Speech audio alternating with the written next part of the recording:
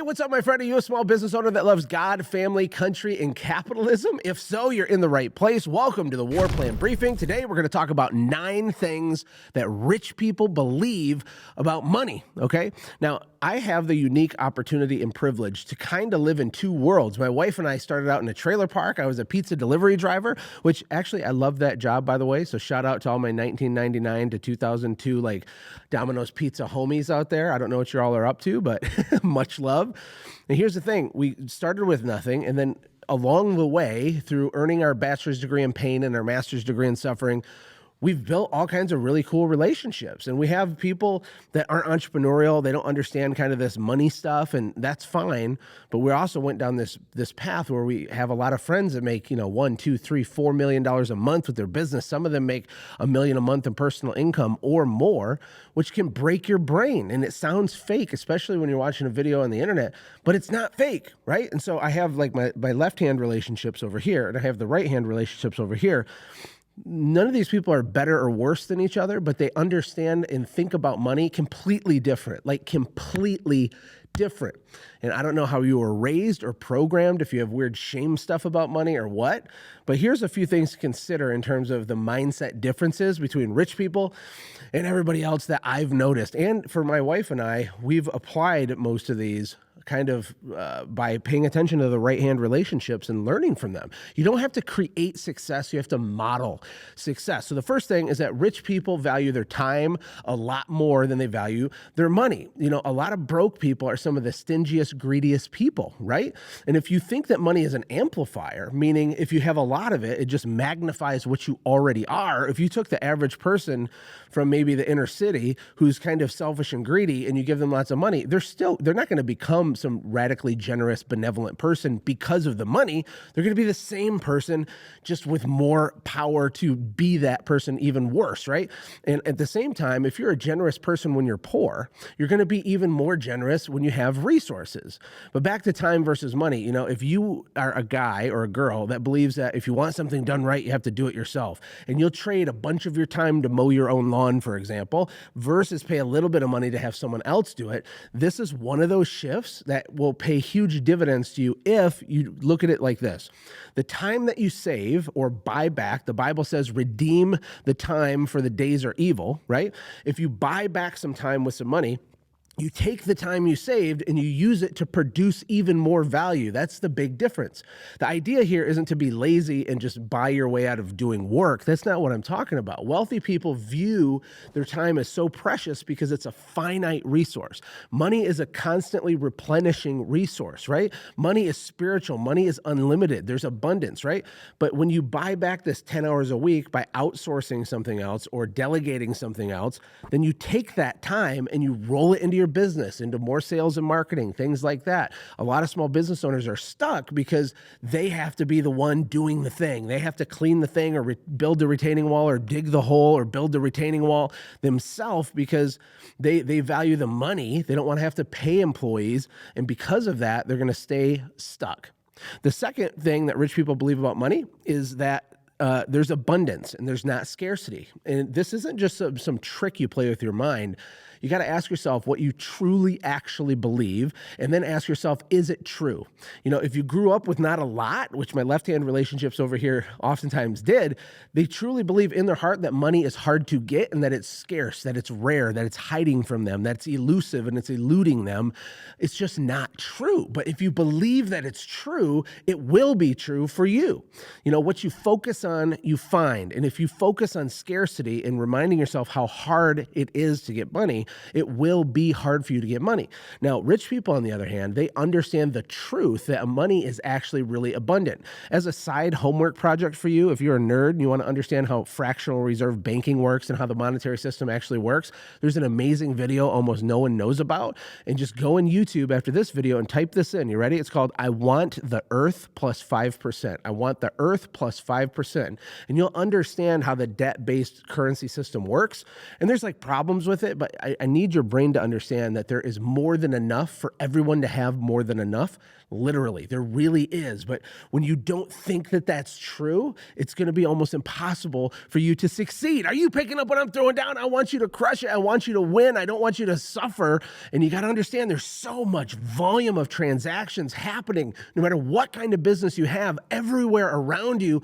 But sometimes you just can't see it because you don't believe it's true. If your phone isn't ringing, you falsely believe in your heart money isn't moving and being spent. It's being spent constantly, baby. It's going back and forth already. You don't have to create customers. You just have to tap in to the demand that's already there. People have the weirdest businesses doing millions of dollars in sales, and you're probably a good person sitting at your desk and your phone's not ringing and you're panicking, and then you falsely believe money is scarce. It doesn't exist. Everything's going to fall apart. And guess what? It's far more likely to fall apart for you if you believe that. The third thing that rich people believe about money is that money is used for production, not for consumption. Now, are you a producer or a consumer? The reality is that all of us are consumers to some extent, but rich people are massive value creators. They're producing, they're investing, they're rolling cash back into something that's productive. They take their money and use it as a tool to grow and expand their influence and their income, right? They buy assets and they make investments in labor, in people, in an executive team, in education, in their brain, in their network, in other cash flow producing assets. And you might be thinking right now, or the objection in your head is, well, I don't have money. I can't do that. Yes, you can. Yes, you can. You watching this YouTube video is a form of investment. You're spending a little bit of time now to make a little bit more money over time forever. Hopefully that's why you're here. If you only view videos like this as a form of entertainment, then it's going to be hard for you. Maybe you're even watching success-based videos like this as a form to as a way to escape from the pain of your reality. But what if you actually wrote down the principles in a video like this and started imperfectly trying to apply them to you? That would be you being productive with the time you're investing. But with the little bit of money you have, we still roll it into books and workshops and seminars or relationships, and we get closer to, influential people, and we're constantly investing. Money is there to leverage and to roll into production. Poor people consume everything they get. They make a little bit more money, they upgrade their bass boat. They make a little bit more money and they take the fancy vacation. They make a little bit more money and they get the nicer car, and they're choking their business's ability to really scale. The fourth thing is that rich people believe that being wealthy is a right, not a privilege. Now, this one's a little deep. Okay, rich people believe that it's normal and natural and regular to have abundance and wealth. Poor people believe that it's like winning the lottery is the way to get wealthy, that because money is scarce, because it's really hard in their brain to get money, they believe that it's some sort of privilege or luck to become successful. Now, it is true that some people get lots of money luckily, especially with these like 21-year-old crypto millionaires and stuff that pretend like they're investors when really they're just speculators. They would never want to admit that they just got lucky, that they think they're a genius. Some of that stuff happens, but you got to remember that on average, people that produce a lot of wealth, they do so for the same core principles over time. They're usually good people that are generous, that think long-term, that have good impulse control, that provide value to the world. That's what they actually do. And that if you do that, it's normal and natural for you to accumulate wealth. It's what has to happen. It's almost like math. 2 + 2 = 4. If you're a value creator who serves, who has delayed gratification and understands how to reinvest capital to give yourself leverage, that equals wealth. That will happen to you. It doesn't matter any other factors. If you follow the principles, you get the yield, you get the result. A lot of people that grow up in the hood or the inner city, they believe that their only ticket to riches is to get in the NBA or make it into the NFL or something. And when you believe things like that, if you believe that it's only luck that's going to get you successful, you're never going to actually do the right things, the simple things. These things are simple. That definitely will get you there. The fifth thing is that they believe that jobs are more risky than a business. Now, maybe you still have a job and you're thinking about jumping into entrepreneurship. Maybe you have a struggling small business and you're thinking about jumping back into a job. I've been there. I get it. But you got to remember that jobs are just as risky, if not more risky. I believe they're more risky than having a business, even a small business. Do you want to go back and work for Larry, who underpays you, who doesn't appreciate you, who takes massive amounts of your time in exchange for a little bit of money because you believe in your brain there's some sort of safety blanket with that? I got news for you. There's no safety blanket with any job. Even huge companies can lay off 15,000 people with no notice. And when you believe that the CEO running whatever company you're working for is going to somehow steward your job and protect you more than you would protect yourself, learning and playing the game of business, you're crazy. Because when you have a company, you have control to move the needle. You can make the lead flow go up. You can make the close rate go up. You can get better at sales and persuasion and marketing. You can optimize your own systems. You can learn these things, and you can actually be responsible for your success. While over here, we're hoping that the board of directors and all these faceless and nameless people up in the ivory tower are somehow going to protect you. And I can promise you that's not what they're thinking about. And then the sixth thing is that street smarts are smarts. Okay, so people that come from maybe a poverty background or people that come from an academic background, both of these groups of people falsely believe that academic book knowledge is somehow the most valuable form of knowledge. And it's not true. Entrepreneurs are street smart. They're savvy. They know how to negotiate and think asymmetrically. There's a reason that college professors are enraged by people that are high school dropouts that become multimillionaires, because the academic world and poor people that look up to these academic people falsely believe that wealth somehow correlates with head knowledge. It does not.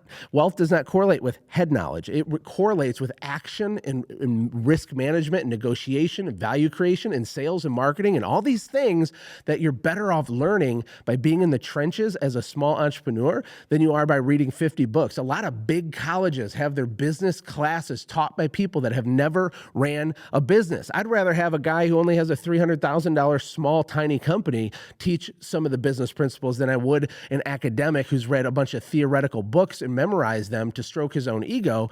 And wealthy people understand this. You know, there's studies that have been done that basically, to summarize it, says that the D students, the C students work for the D students, and the B students work for the C students, and the A students work for the B students. If you look at an org chart, that's oftentimes the case. The seventh principle that rich people believe about money is they think in terms of teams, not solo. There's many groups of people like the Italians or Jewish people that historically get rich together, but it's not just them. It's really high-level entrepreneurs in general.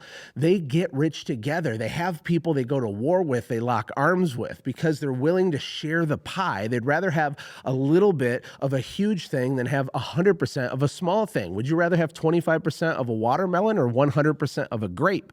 And there's this lone wolf operator mentality with small companies that keeps people broke. It keeps them poor. You know, if you want something done right, you got to do it yourself. They want to fly solo. They want to change their own brake pads. They want to do their own bookkeeping. They want to have 100% of the grape. And because of that way of thinking, they're never going to get a huge result. How can you get other people rich? How can you make your opportunity and your vision for your life so big that 15 people in the future can become decamillionaires inside the universe of your vision? If you figure that out and you focus on how do I get these 15 people wealthy beyond imagination, guess what? You're going to win automatically. Was it Henry Ford or Zig Ziglar said, you know, the best way to get what you want is to help other people get what they want. That's what we're talking about here. Think in terms of teams, not as a lone wolf. Number 8 is that getting rich is simple, but it's not easy. Poor people believe that it's really hard and complicated to get rich. The truth is, it's almost embarrassingly simple. You got to learn how to listen more than you talk. You got to learn how to create value and solve problems. All's business really is offering a solution to a market of people with a problem. That's all it is. Using your language and the messaging and the positioning, understanding some basic math, learning how to have enthusiasm to get word out about your product or your service. That's all it is. Now, getting rich is not easy per se, but it is simple. It's not complicated. And when you're running a small business, hitting your head against the ceiling, I know, and I have compassion and empathy in my heart for you, because sometimes I still fall into this way of thinking that we overcomplicate it in our mind. And if you believe it's actually really complex to be successful, it will be hard for you to be successful. It's actually simple. It sounds like a paradox, but there's certain things that can be simple, but not easy, right? And there's a difference between how hard something is and how simple something is. give more than you take, listen more than you talk, learn basic skills of persuasion and sales, learn how to be noisy about your product and service, think long-term instead of short-term. If you do these things even badly, you're going to be 10 times further ahead than most of your competition.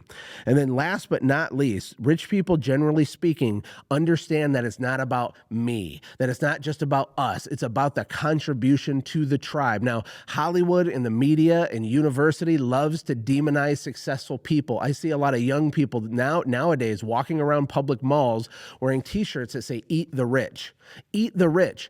And it's so fascinating to watch this, because you can see how politicians spin people up into a frenzy to create this fictitious enemy, which is a successful person, to pretend like little purple-haired college guy over here is somehow oppressed and victimized because this guy created a widget that served a whole bunch of people, and somehow this guy's success hurt this person. It's not true, but people think it is true. The reality is that 80% of millionaires are first generation, and almost all of those millionaires got their wealth by being a value producer, creating excess value in the world, right? By producing what are called certificates of good deeds. That's what Mike Dalkey calls dollars. You know, when you sell something for a profit where people will happily pay the money in their pocket for the product or service you have, and there's a little bit of margin in there so you can pay your employees well and reinvest and scale, that's a good thing where everyone wins. That's why we like to buy stuff. You like to buy stuff. And anyway, I could go down a whole rabbit hole with that, but what I want you to understand is that being poor, in a way, is one of the most selfish things you can do. And sometimes when I do workshops, people say things like this. They say, well, money isn't everything, Josh. Money isn't everything. You know, for me, I just want to do just enough.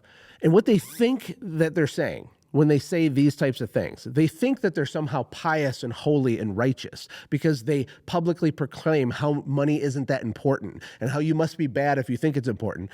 But in reality, the exact opposite is what's true. Once you understand it's not about you, but it's about the people you're called to serve. It's about the staff and your team and your partners. It's about the market. It's about adding value. When you understand this, wealth will come to you, and it's about contribution. It's not a cheesy fake thing. It actually is about contribution, and you staying poor serves nobody. It doesn't even serve yourself. It doesn't even serve your family. If you stick with your lone wolf mentality and pretend like money's not important, even though you try to go get it for 40 or 50 hours a week, which is a contradiction in and of itself, if you at least want to be consistent with that belief, stop working altogether and go live on the streets. But you can't go try to work 30, 40, 50 hours a week and then also say money's not important. You're doing that to not have cognitive dissonance and not face the big scary monster of potentially failing trying to pursue success. That's what's usually going on in their head. I hope that made sense. Look, let me just recap the 9 things real quick. I know I'm going really fast. Number 1, time is infinitely more valuable than money. Number 2, abundance over scarcity. There's more than enough for everyone to have more than enough. Number 3, they use money for production and more production rather than just consumption and self-serving consumption. Number 4, they believe it's a right, not a privilege, to have wealth and abundance. Number 5, they believe that having a job is infinitely more risky than starting or having or owning a business. Number 6, street smarts is the ultimate smarts, not academic head knowledge, not memorization and regurgitation of theoretical things, but learning with your boots in the ground in the streets the hard way through voluminous repetition. That is the game. That's how you get rich. Number 7, they think in terms of teams instead of thinking solo. How can I get 15 other people rich inside the universe of my vision? Number 8, getting rich is simple, but it's not easy. But it's not as complicated as everybody makes it out to be. And number 9, it's not about me, it's about contribution to the world. Hey, is your head exploding? That was intense, right? Go back and rewatch it. You know, tell me what you think I missed. I'm sure I missed something. These videos aren't perfect. They're not designed to be perfect. They're designed for me to give you an enthusiasm transplant, to be a belief broker, to help you to not be scared, to do hard things so you can change your family tree forever. And that's it. If you haven't liked or subscribed or commented, it would mean a lot to me if you did. And until next time, see you in the next video. Hey, thank you so much for watching. If you enjoyed what you watched, click the video on the left to watch the previous upload. And if you want one of my personal favorites, click the video on the right. And of course, don't forget to hit the middle to subscribe so you never miss an upload. Thank you again for being on this journey with me.